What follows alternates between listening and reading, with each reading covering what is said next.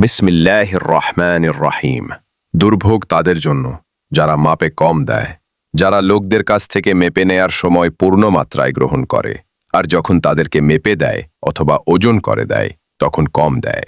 তারা কি বিশ্বাস করে না যে তারা পুনরুত্থিত হবে মহাদিনে, যেদিন দাঁড়াবে সমস্ত মানুষ সৃষ্টিকুলের রবের সামনে?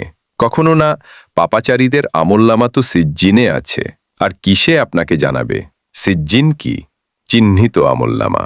সেদিন দুর্ভোগ মিথ্যার উপকারীদের, যারা প্রতিদান দিবসে মিথ্যারোপ করে, আর শুধু প্রত্যেক পাপিষ্ঠ সীমালঙ্ঘনকারীই এতে মিথ্যারোপ করে।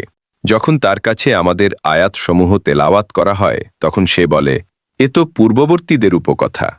কখনো নয়, বরং তারা যা অর্জন করেছে তাই তাদের হৃদয়ে জং ধরিয়েছে।